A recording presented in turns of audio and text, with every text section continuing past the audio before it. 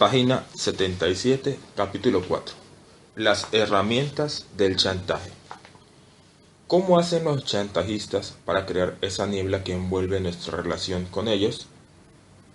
¿Cómo logran manipularnos a tal extremo que dejamos de lado nuestros propios intereses y nuestro propio bienestar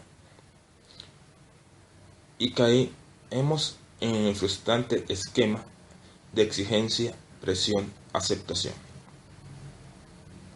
Podemos empezar a ver cómo funciona este proceso si analizamos un poco más acerca de las tácticas que el chantajista utiliza en forma regular y que constituyen algunas de sus más eficaces herramientas, ya sea de forma aislada o combinada.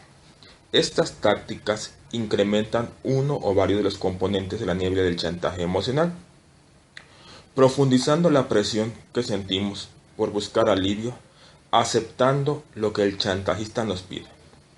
También ayudan al que ejerce el chantaje emocional a que pueda justificar sus actos tanto frente a sí mismo como ante otros. Este elemento es crucial, dado que ayuda a justificar el chantaje con aceptables y hasta notables razones para su existencia.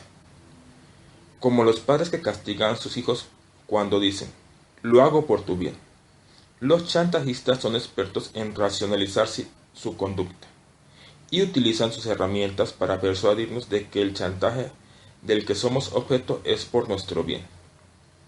Las herramientas que emplean a tal fin son una constante que aparece en todas las formas, infinitamente variadas, del chantaje emocional, y todos los chantajistas, sea cual fuere su estilo, echan mano de una o varias de ellas.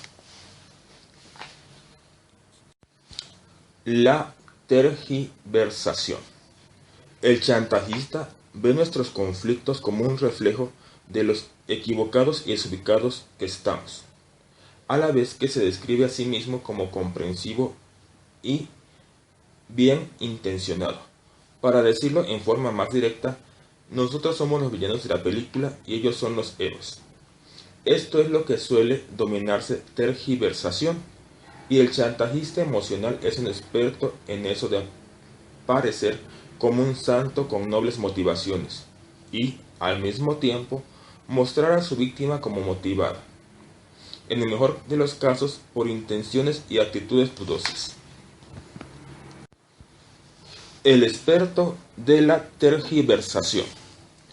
Cierto día recibí la llamada de una mujer, Margaret, diciéndome que su matrimonio estaba en serios problemas y quería ver si existía alguna posibilidad de salvarlo. Concertamos una entrevista y cuando entró en mi consultorio quedé sorprendida por su gracia y encanto. Era una mujer que transitaba los 40 años y 5 después de divorciarse de su primer marido. Conoció a su nuevo esposo en un grupo de solteros de la iglesia que ambos frecuentaban. Al cabo de un corto e intenso romance, Margaret y Carl se casaron. Cuando ella fue a verme, hacía ya un año que vivían juntos. Palabras de Margaret. Estoy muy confundida y deprimida. Necesito que alguien me ayude a encontrar las respuestas correctas. No sé quién está en lo correcto, si él o yo. Cuando lo conocí pensé que me había sacado el premio mayor de la lotería. ¿Cuál es? Muy apuesto, tiene mucho éxito y yo pensé que era muy bondadoso y considerado. El hecho de habernos conocido en nuestra iglesia era muy importante para mí, porque eso significaba que teníamos creencias y valores similares. De modo que imaginé mi consternación cuando, al cabo de unos 8 meses de matrimonio, me dijo que quería que participara con él en reuniones de sexo grupal, lo cual él estaba haciendo desde hacía años.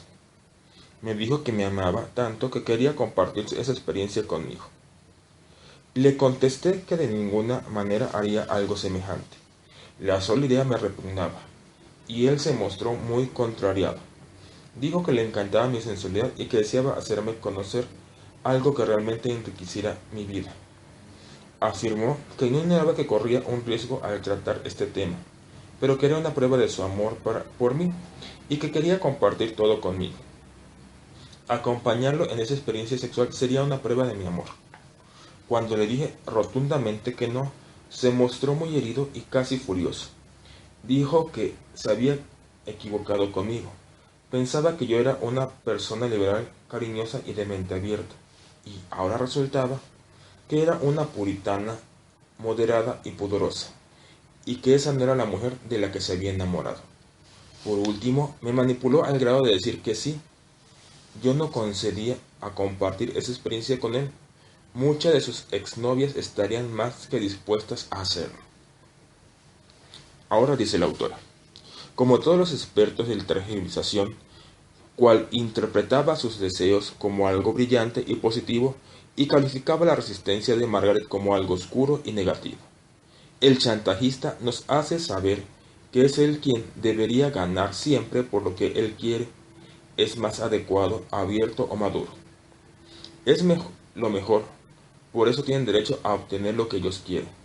Al mismo tiempo, y a veces, en la forma más cortés, nos tildan de egoístas, cerrados, inmaduros, tontos, desagradecidos y débiles de carácter. Cualquier resistencia por nuestra parte es transformada y en lugar de ser expresión de nuestras necesidades se convierte en una evidencia de nuestras fallas. Cal incluso dejó de mostrar que había sido engañado por el comportamiento previo de Margaret, pero que ella podría cambiar esa evaluación si lo acompañaba en una sesión de sexo grupal, con lo cual le demostraría que ella era la mujer abierta y sensual que él anhelaba. Etiquetas negativas. Hago hincapié en las etiquetas que Cal utilizó para calificar a Margaret, porque la transferencia implica la aplicación de adjetivos positivos para el chantajista y su víctima sumisa, y negativos para la persona que se resiste a las exigencias planteadas. Cal interpretó sus diferencias con Margaret como una señal de que algo funcionaba mal en ella, y, de inmediato, comenzó a aplicarle etiquetas que fortalecían su propia posición. Una experiencia de este tipo suele ser muy desconcertante.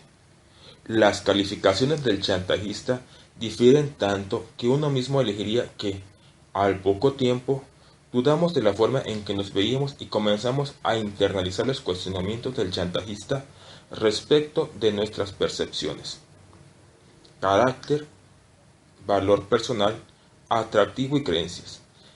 Terminamos atrapados en una niebla densa y tóxica, tal como me confirmó Margaret en su relato. Palabras de Margaret. Yo no lograba entender cómo Cal había resultado ser tan distinto del hombre con el que pensé que me había casado.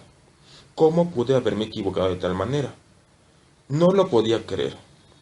Con los argumentos más racionales que uno pueda imaginar, planteó las cosas como si yo hubiera inducido a creer que estaba dispuesta a hacer cualquier cosa con él, insistiendo lo buena que sería esa experiencia para nosotros. En tanto que pareja, me resultó más fácil pensar que era yo la que realmente estaba encerrada en mi posición y que si lograba entender las ideas de Carl sobre sexo grupal no me parecería tan atroces y ultrajantes. Para mí fue toda una lucha interna. Pensé que quizás yo era moderada y demasiado puritana. Es probable que tenga una cierta cantidad de pudor. Quizás simplemente no comprendo bien de qué se trata. Empecé a pensar que algo andaba mal conmigo y que estaba haciendo una historia terrible y una tontería. Ahora dice la autora. Al principio Margaret estaba muy segura de que el sexo grupal no podía tener ningún efecto positivo ni para ella ni para su matrimonio. Pero a medida que Cal seguía tratando de convencerla, comenzó a tener sus propios sentimientos. Cuando este tipo de manipulación es eficaz, nos confunde con respecto a que puede ser enfermizo o saludable, y hace que nos cuestionemos por lo que sucede entre el chantajista y nosotros. Caemos en la trampa vital de esa transferencia porque queremos que nuestros amigos, pareja, jefes o familiares tengan razón y sean buenos, y no queremos considerarlos como malos, insensibles o déspotas. Queremos confiar en la otra persona en lugar de reconocer que nos está manipulando al ponernos etiquetas que nos hacen sentir avergonzados o desubicados. Margaret hizo lo imposible por lograr que la situación se adecuara con cierta lógica a la imagen que ella había formado de su vida con Carl. Sin duda, debía haber algo que ella todavía no había entendido, alguna interpretación que mostrara las demandas de Carl como perfectamente aceptables. Si sus propias dudas eran válidas, ¿qué significaba eso con respecto a su matrimonio y esposo? Estas preguntas eran bastante aterradoras y en cierta forma Margaret no se atrevía a enfrentarlas. No quería admitir ante sí que se había equivocado en relación con su marido. Le resultaba menos doloroso aceptar la visión que le presentaba Carl que enfrentar las incómodas verdades sobre él y su matrimonio. Carl, además de generar en Margaret serias dudas con respecto a sí misma, también utilizaba el sentido de la obligación de su esposa como arma. En esa transferencia, la obligación de Margaret como esposa era intervenir con él en sesiones de sexo grupal. Él no quería una esposa que le negara ese placer. Es fácil imaginar lo sorprendida y vulnerable que debió haberse sentido Margaret cuando Carl amenazó con reemplazarla con alguna amiga dispuesta a acceder a su razonable pedido. Lamentablemente, Margaret terminó por ceder. Palabras de Margaret. No puedo creer que me haya rendido y haya cedido a acompañarlo, dado que para él eso era algo tan importante. Me siento tan avergonzada. Fue una experiencia horrible y ahora estoy muy furiosa conmigo misma y muy deprimida, dice la autora. La niebla creada por Carl había sido tan densa y Margaret se sintió tan presionada que no sorprende que haya terminado por hacer cosas que jamás habría considerado aceptables en circunstancias normales. ¿Cuándo nos consideran malos? Además de calificar de errónea la percepción de sus víctimas, muchos chantajistas potencian la aprensión desacreditando su carácter, criterio y valor personal. Esta táctica es muy habitual en el caso de conflictos familiares, sobre todo aquello en los cuales los padres quieren seguir dominando a sus hijos adultos. Amor y respeto son equiparados a una obediencia total y cuando dicha obediencia no se logra, consideran que el desobediente ha cometido una especie de traición. La frase preferida del chantajista, repetida en una infinidad de variantes, es: haces todo esto solo para herirme. Mis sentimientos no te importan en absoluto. Cuando Josh se enamoró de Beth y comenzó a pensar seriamente en casarse con otra religión, sabía que sus padres se sentirían muy contrariados, pero no contaba con el despiadado ataque de su madre a fin de hacerlo volver al redil. Palabras de Josh. No podía creer lo que papá me decía. Actuaba como si yo hubiera planeado una conspiración para arruinarle la vida. Una y otra vez me preguntaba por qué lo lastimaba de ese modo y cómo podía clavarle a sangre fría un puñal en el corazón. De la noche a la mañana me convertí del hijo modelo en la oveja negra de la familia. Ahora dice la autora. Hacía ya varios años que Josh se había ido de casa de sus padres, pero como le ocurre a la mayoría de la gente, basta con que su padre o madre dijera: me has herido o me desilusiones, para que sintiera como si le hubiesen dado un golpe en el estómago. Esas palabras, cuando provienen de alguien efectivamente cercano a nosotros, afectan la dirección interna que guía nuestros actos y hace titubear nuestra autopercepción. Es evidente que en cualquier relación de chantaje nos puede señalar como desalmados, inútiles, despreciables o egoístas. Pero cuando estos calificativos no son impuestos por nuestros padres, a quienes durante nuestros años de formación siempre habíamos considerado fuentes de sabiduría y rectitud y justicia, resultan particularmente difíciles de resistir. Los padres que utilizan esa arma contra nosotros pueden terminar con nuestra seguridad interior, nuestro aplomo con mayor rapidez que cualquier otra persona. Patologización. Algunos chantajistas creen que nos resistimos a sus exigencias solo porque estamos enfermos o locos. En el ámbito de la psicoterapia esto se llama patologización. Aunque no me gusta utilizar los conceptos psiquiátricos, ese es el término que con mayor precisión describe dicha actitud. Patología proviene de la palabra griega pathos, que significa sufrimiento o sentimiento muy profundo, pero que en su uso más común indica enfermedad.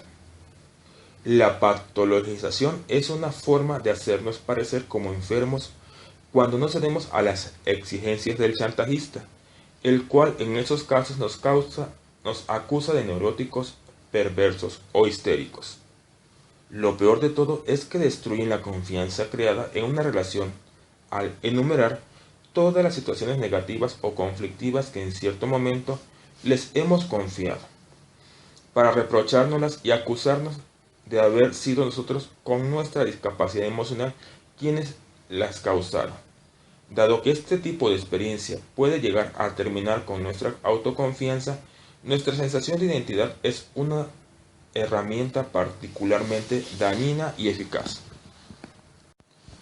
Cuando se exige amor.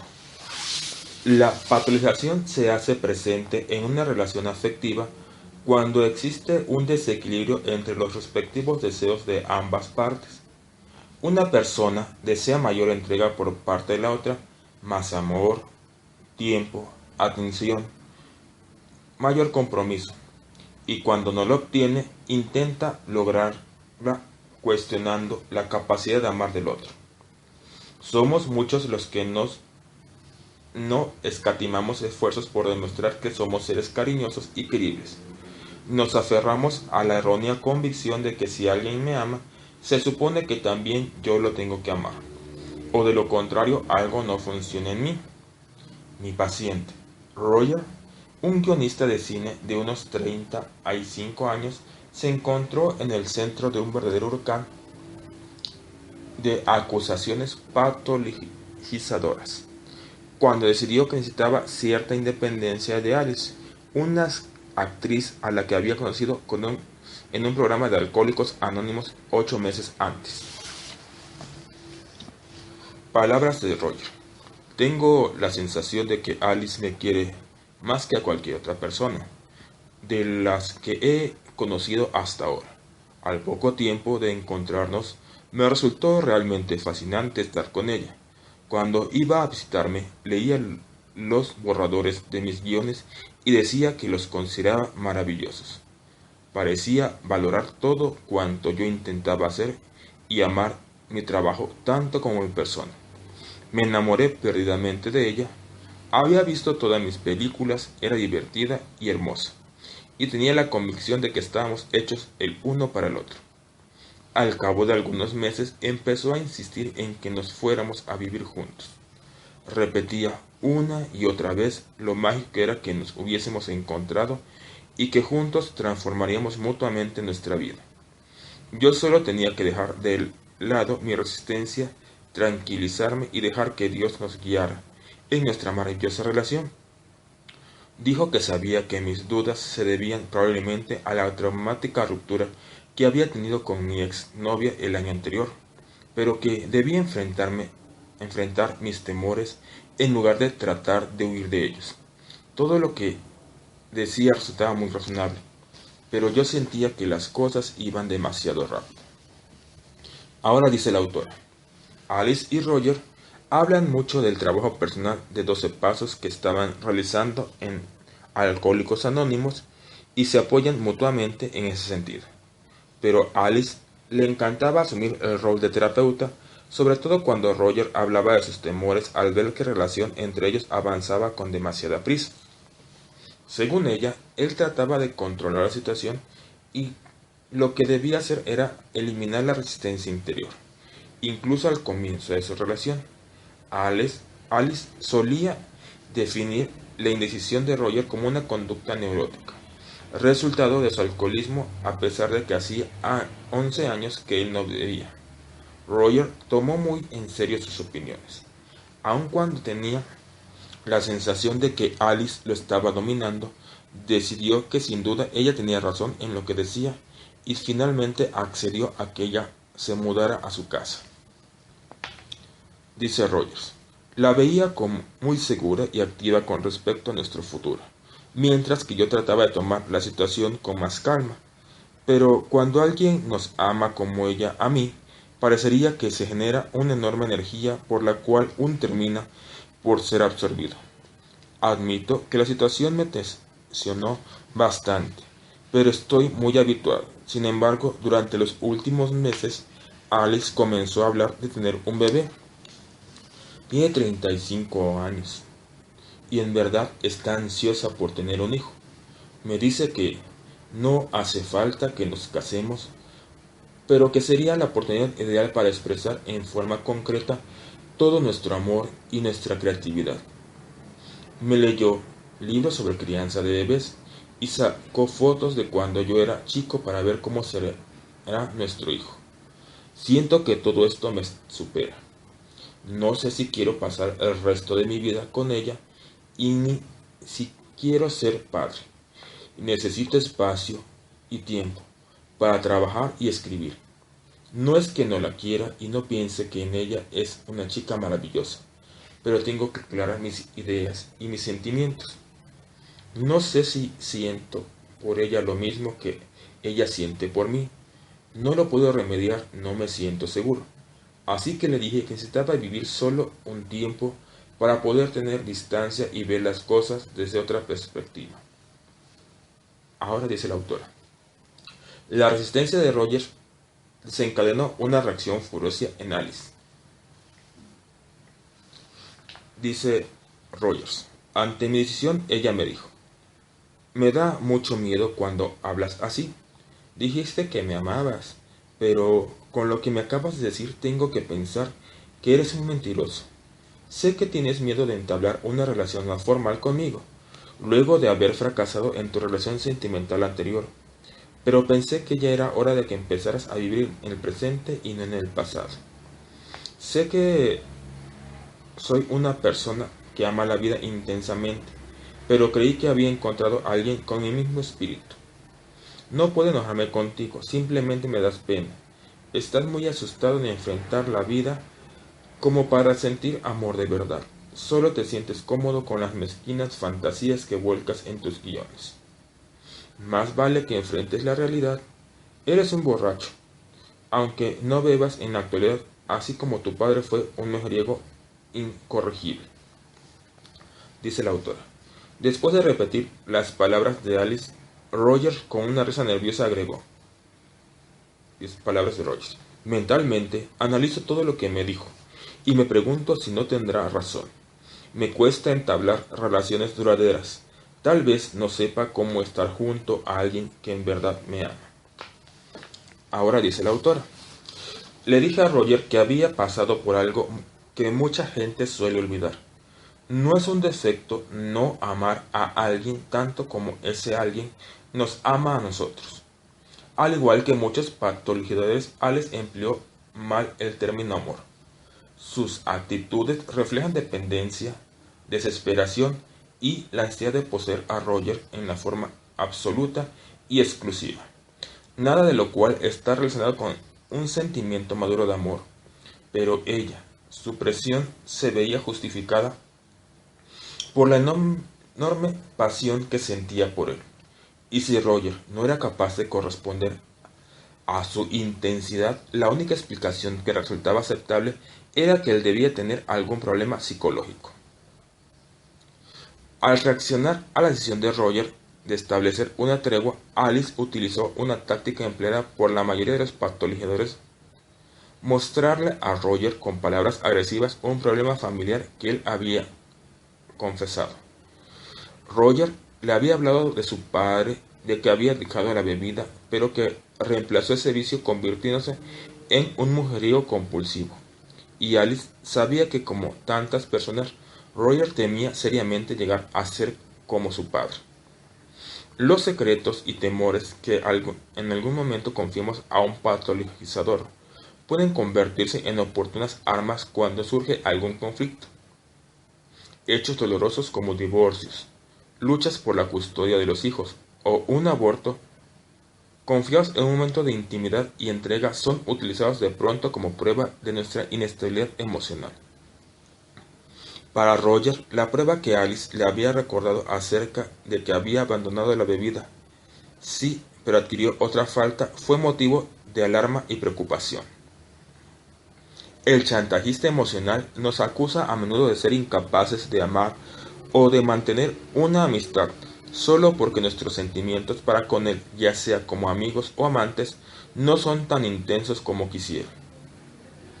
Es una forma de patologización a la que la mayoría somos muy insensibles, sobre todo si consideramos las relaciones íntimas como la prueba fundamental de nuestra salud mental. A pesar de que es un tanto exagerado y poco justificable afirmar que si una relación de pareja no funciona es porque el otro está enfermo o tiene alguna falla. Esas afirmaciones suelen afectar emocionalmente y muchas veces logran el éxito buscado. Estás equivocado.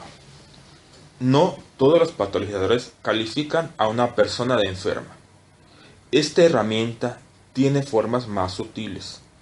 Mi paciente Catherine fue a verme sin confianza en sí misma, luego de retirados enfrentamientos con su terapeuta anterior.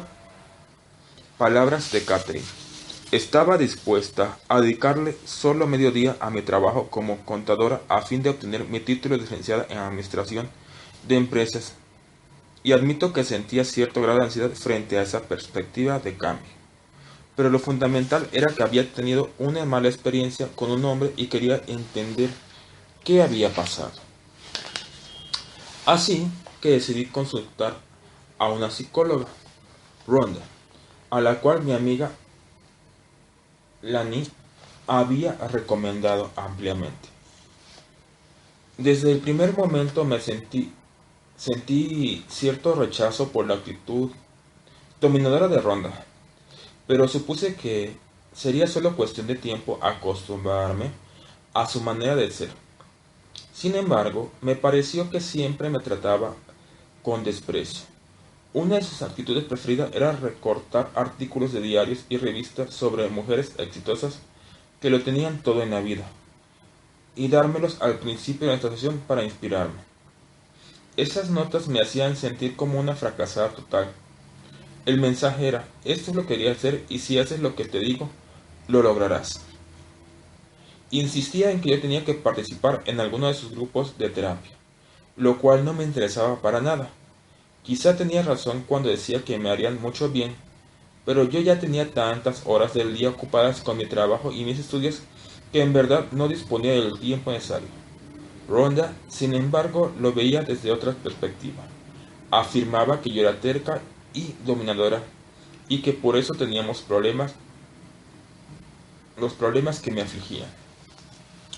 Ahora dice la autora: la patologización es en particular persuasiva cuando proviene de una figura de autoridad como un médico, un profesor, un abogado o un psicólogo.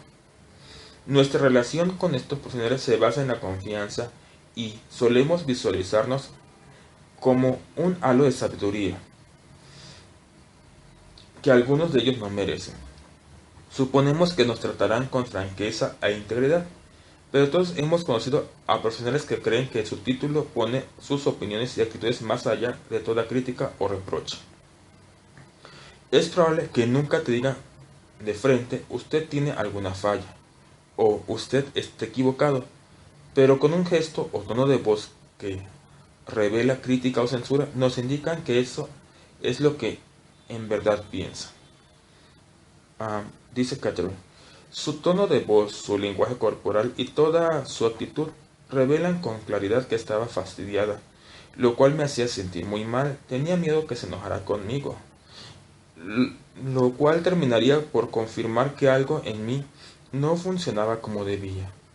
Después de todo, nuestro psicólogo es una especie de árbitro que determina qué está bien y qué está mal. Y si no aprueba lo que hacemos, decimos, es señal que algo estamos fallando seriamente. Además, siempre le tuve miedo a la ira y a las palabras violentas, y ese temor se multiplica cuando está frente a alguien que detenta una posición de autoridad. Ahora dice el autor: cuando una actitud o con una actitud muy arrogante Autoridades como Ronda intentan demostrar que nadie puede cuestionar su posición.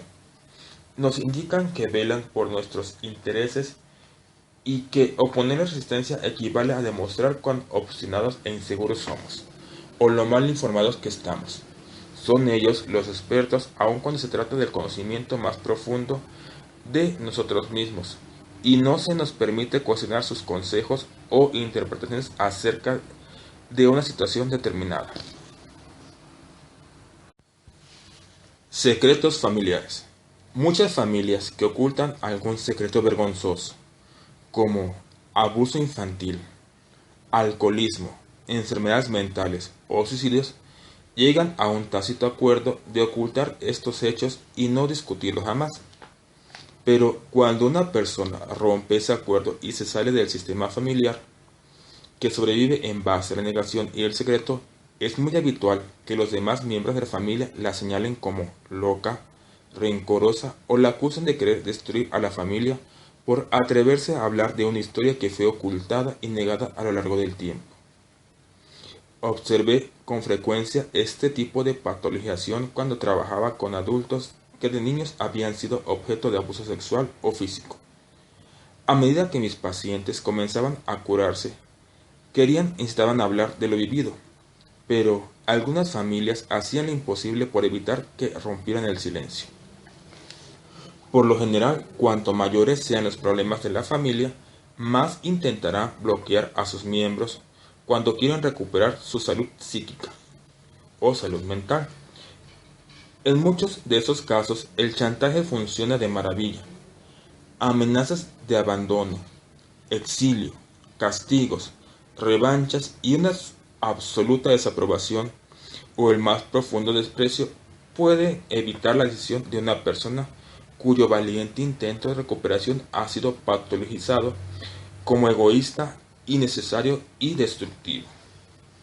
Roberta, de 30 años de edad, experta en telemarketing, todavía padece las consecuencias de lesiones sufridas en la nuca y en los huesos que le provocó un padre violento. Cuando la conocí estaba internada con una gran depresión en una institución en la cual yo trabajaba en aquel entonces. Una de las primeras cosas que me contó fue que no soportaba más la carga que para ella significaba mantener el secreto, herméticamente guardado por toda la familia, del abuso sufrido.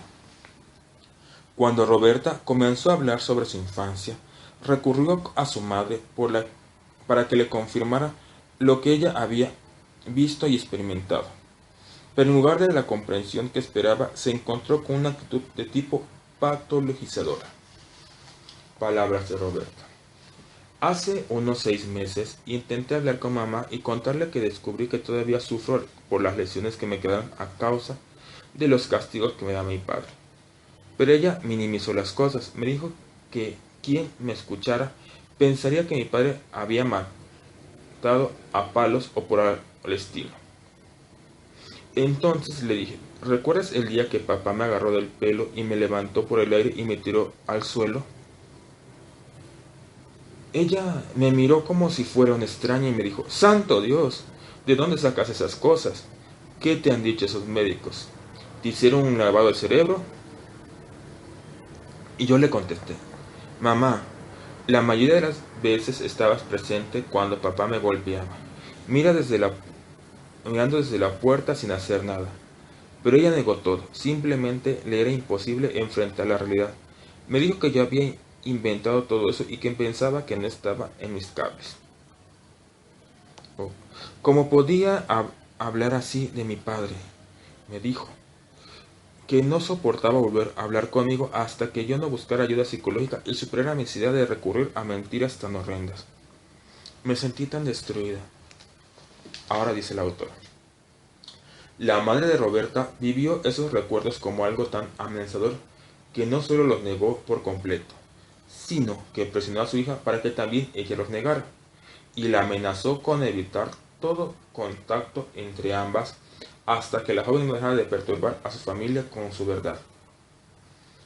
Los saludables intentos de alguien que como Roberta intenta descubrir y hablar sobre lo ocurrido son con frecuencia distorsionados en forma siniestra por otros miembros de la familia, quienes consideran esa verdad como ficción y exageración, producto de una mente enferma.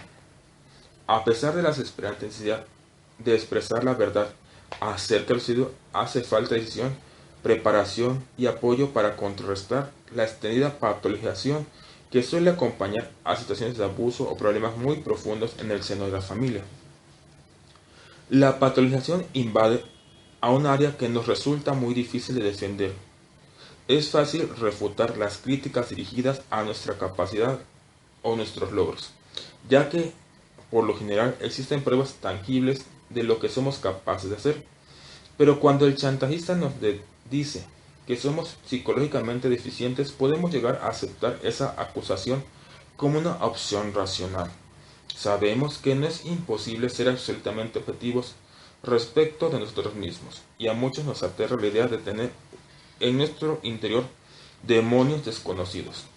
El patologizador juega con ese miedo, y al igual que en el caso de la transferencia, la patologización nos ubica en una posición de total inseguridad frente a nuestros recuerdos, criterio, inteligencia y carácter. Pero las consecuencias de la patologización son mucho más graves. Es una técnica que puede llegar a hacernos dudar de nuestro sano juicio. Pedir ayuda a terceros. Cuando los intentos de chantaje de tipo individual no causan efecto, muchos chantajistas emocionales piden ayuda. Involucran a otras personas, parientes, amigos, un sacerdote, para que los ayuden a defender su causa y demostrar que ellos tienen razón. De esa manera logran superar a su víctima. Suelen recurrir a personas de las que saben que la víctima respeta y aprecia. Ante un frente de ataque tan delimitado, la víctima del chantaje termina por sentirse indefensa. Una tarde, poco después de haber comenzado a trabajar con Roberta, pude observar la realización de esta técnica. Los padres de Roberta asistieron a una sesión de terapia familiar acompañados del hermano y dos hermanas de Roberta, todos muy ansiosos por demostrar su solidaridad para con sus padres.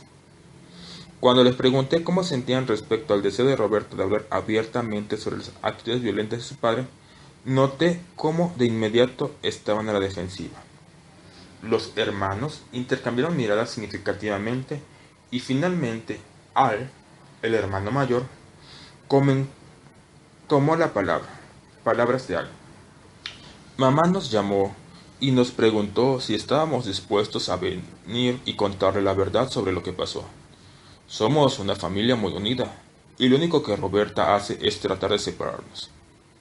Usted sabe lo enferma que estuvo, con todas esas intervenciones por depresión e intentos de suicidio. No me sorprendería en absoluto que tuviera alucinaciones o algo por el estilo, dice la autora. Al sonría mirando a todos los presentes mientras sus padres y hermanos y hermanas asentían.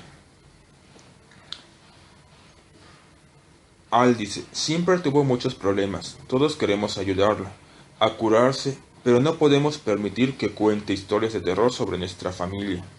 Es obvio que inventó toda esa historia del abuso y violencia, y parece que mucha gente le cree. Lo que pretendemos es cuidar nuestra reputación y al mismo tiempo asegurar que obtenga la ayuda que realmente necesita, dice la autora. A Roberta ya le había resultado difícil sostener su verdad frente a la negación total de su madre, y ahora su intención se hacía más difícil.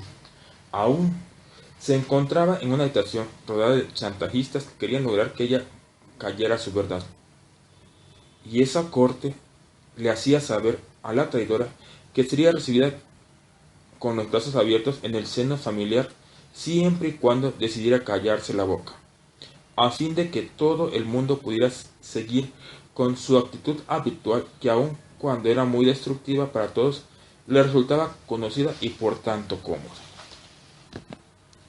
Se unen esfuerzos. Mi paciente María, la empleada administrativa de un hospital casada con un médico, a quien mencionamos en el capítulo anterior, nos muestra otro ejemplo de este tipo mancomunado de proceder. cuando ella descubrió las aventuras extramatrimoniales de su marido y le dijo que pensaba seriamente en dejarlo. Este apeló a todos los recursos para hacer que cambiara de parecer, incluso recurrió a sus padres. Palabras de María. Al ver que ni sus amenazas, ni su encanto, ni nada de todo lo que me había resultado de utilidad en el pasado lograban convencerme, recurrió a sus aliados, sus padres. Yo adoraba a mis suegros, su padre también era médico, la madre era una persona muy dulce que me trató con gran ternura y afecto desde el día que nos conocimos. De modo que cuando el padre de Jay me llamó por teléfono, me sugirió que nos reuniéramos en su casa para conversar. Sentí que les debía ese respeto y a pesar de que la idea no me entusiasmaba mucho. En el mismo momento en que puse el límite de aquel suceso, supe que había cometido un gran error. Jay había llegado antes que yo y evidentemente les había contado la forma poco razonable en que yo me estaba comportando. Era imposible, después de ese diálogo, que mis suegros fueran objetivos y justos para conmigo. Dice la autora, la preocupación de María era en absoluto fundada. No existía ninguna posibilidad de que los padres de ella fueran objetivos en una situación como la que vivía la pareja, de modo que lo que sucedió después no fue ninguna sorpresa. Dice María, me hablaron durante más de una hora diciéndome que todo matrimonio pasaba por crisis y momentos difíciles, y que no se puede tirar todo por la borda ante el primer problema que aparece. Me comentaron que Jay había prometido estar más tiempo en casa y reducir sus horas de trabajo en el hospital, y que eso sin duda resolvería nuestras pequeñas diferencias. Lo que me pedían era que olvidara la palabra de divorcio y todo quedaría en el pasado. Me preguntaron si en verdad quería cargar sobre mi conciencia con la destrucción de la familia, sobre todo sabiendo cuánto me amaba. Y ya. Dijeron que les partía el alma verlo sufrir de esa manera y que además yo debía considerar cuánto daño les haría a los niños. ¿Cómo podía yo pensar en hacer desdichada a la gente cuando mi marido hacía todo lo posible por asegurarme un futuro cómodo y placentero? Cuando les pregunté si Jay les había hablado de sus aventuras extramatrimoniales, me di cuenta por su reacción que no lo había hecho. Evidentemente se sintieron muy incómodos y por un instante pensé que quizás con eso entenderían un poco mejor por qué yo era tan desdichada al lado de su hijo. Pero al cabo de unos minutos el padre de ella dijo, algo totalmente absurdo para mí. Ese no es motivo suficiente para separar a una familia. La familia está ante todo. No puedes darte por vencida ante el primer problema de la pareja y destruir así a toda la familia. Piensa en nuestros hijos, en nuestros nietos. Esa frase fue la clave que me dolió profundamente. Dice el autor, de pronto, en lugar de que fuera una sola persona la que trata de hacerla cambiar de opinión, había tres. María tuvo que recurrir a todas sus reservas interiores para mantenerse firme. El mensaje que los tres le transmitieron era exactamente el mismo, como si ya les hubiera escrito los guiones correspondientes, pero al escuchar las mismas palabras de su marido pronunciadas por otras personas a las que llamaba y en las que confiaba, esas mismas palabras tenían mayor importancia. Cuando no bastan los refuerzos. Cuando los amigos y parientes no bastan para reforzar los argumentos del chantajista emocional, éste puede dirigirse a una instancia superior, por ejemplo, la Biblia u otras fuentes externas de conocimiento y experiencia, para reafirmar su posición. Esta forma de prevención puede manifestarse por medio de expresiones tan simples como mi analista dice que tu actitud es muy agresiva. En un curso que tomé nos dijeron que, o bien leí un artículo en el que se afirmaba, es cierto que cada cual percibe este tipo de sabiduría de distinta manera, pero de lo que sí podemos estar seguros es que el chantajista, al recurrir a citas, comentarios, enseñanzas y escritos de una increíble variedad de fuentes, insistirá en convencernos de que hay una sola verdad, la que ellos afirman. Comparaciones negativas. Si tú fueras como fulano. Estas 5 palabras equivalen a un daño emocional que se conecta profundamente con nuestra sensación de inseguridad personal, nuestro miedo de no ser lo obstante bastante buenos y capaces. El chantajista nos presenta como modelo a otra persona, a la que constituye el ideal inmaculado frente al cual resultan nuestras faltas. Esa persona no tendría problema alguno en satisfacer las exigencias del chantajista. Entonces, ¿por qué nosotros no podemos ser así? Fíjate en tu hermana, ella siempre está dispuesta a ayudar con el negocio. Por lo que veo, Frank nunca tiene problema en cumplir con los plazos estipulados para su trabajo. Tal vez él pudiera darte algunos consejos útiles. Mona no abandonó a su marido cuando la relación pasó por un momento difícil.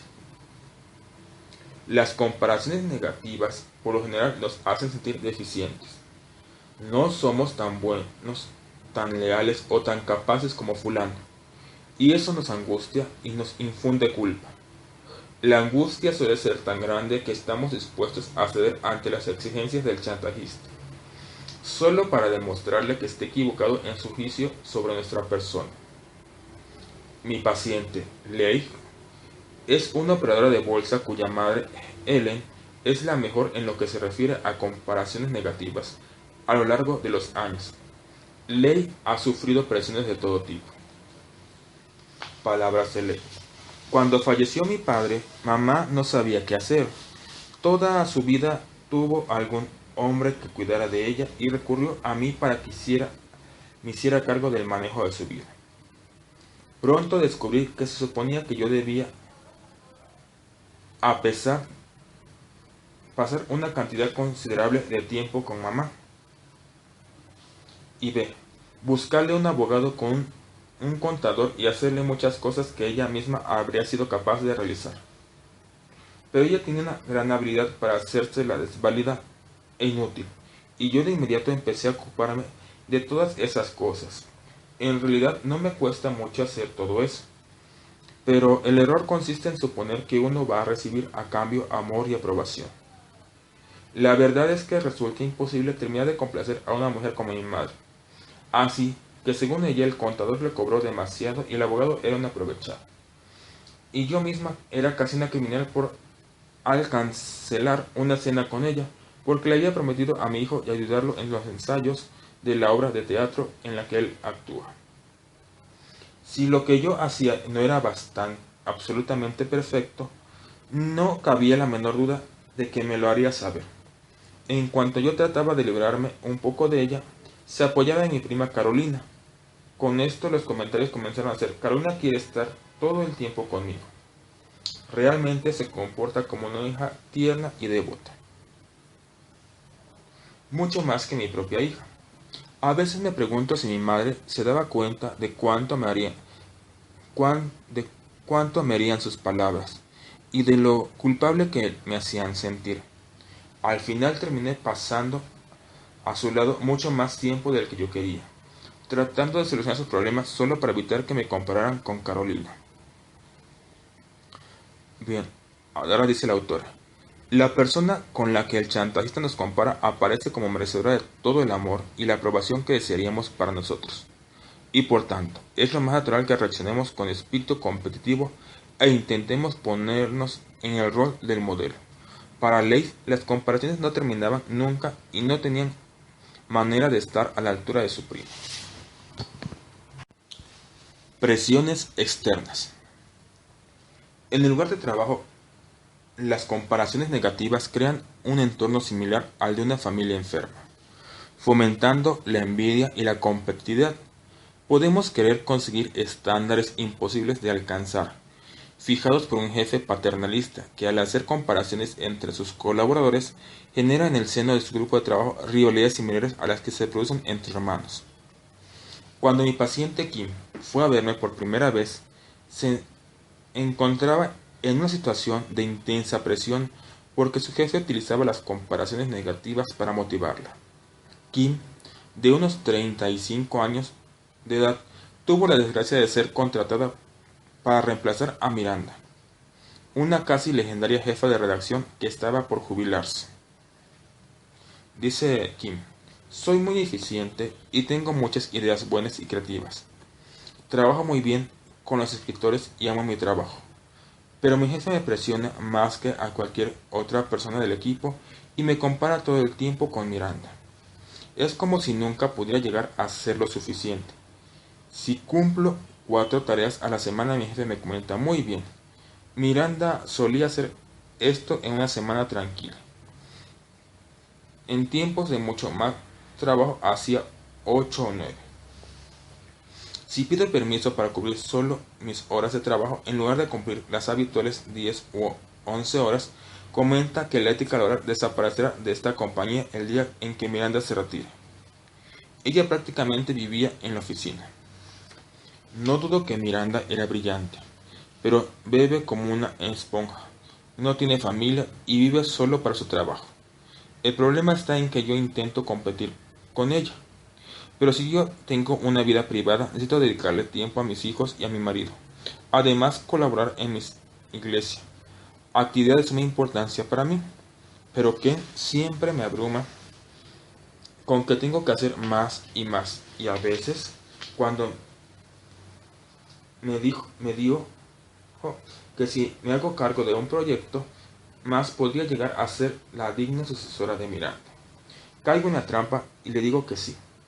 Me tiene como en un sube y baja. Si no hago lo que él quiere, dice que no estoy a la altura de mi predecesora, pero al mismo tiempo asegura que tengo talento suficiente para llegar a ser una estrella como ella, siempre y cuando haga el trabajo adicional que él me pide. Me dice que debo considerarlo trabajo adicional, sino como una inversión en mi carrera. Mi familia se desespera porque nunca estoy en casa y yo estoy al borde del agotamiento. Empiezo a sentir dolores de cabeza en los brazos y en la nuca, de tanto estar frente a la computadora. Lo peor de todo es que permanentemente cuestiono mi propia eficiencia y capacidad, pero al mismo tiempo siento que tengo que llegar a ser como Miranda, ya que de lo contrario será una especie de fracaso. Dice la autora: cuando hablamos de presión en el trabajo, solemos prestar atención a lo que consideramos amenazas abiertas, como por ejemplo ser despedidos, pero el lugar de trabajo también puede reactivar en gran medida los mismos sentimientos y las mismas reacciones que se desarrollan en el seno de una familia, activando las mismas dinámicas, temas como la competencia, la envidia, la rivalidad entre hermanos y la necesidad de satisfacer los deseos de figuras de autoridad también pueden presionar más allá del límite tolerable. El peligro es que el intento de ponernos a la altura de estándares muy exigentes fijados por alguien, consiga talentos y circunstancias totalmente distintos de los nuestros, podemos encontrarnos con que de pronto estamos sacrificando a nuestra familia, intereses personales y hasta la salud de nuestro trabajo. En primera instancia, solemos tener claramente definido qué es lo que necesitamos y por qué nos resistimos a ceder frente a un chantajista emocional. Pero las herramientas utilizadas por el chantajista evitan nuestra claridad y nos persuaden de que realmente no sabemos qué es lo que queremos. Al utilizar estas tácticas, el chantajista casi siempre logra que hagamos lo que él quiere, lo que no tiene nada de sorprendente si tiene en cuenta que en caso de resistirnos recibimos críticas dolorosas y somos considerados casi como inútiles. En general, el comportamiento del chantajista es algo que nosotros mismos le hemos permitido, pero como veremos a continuación, así como le hemos proporcionado al chantajista las herramientas para que nos maltrate, también se las podemos quitar o neutralizar.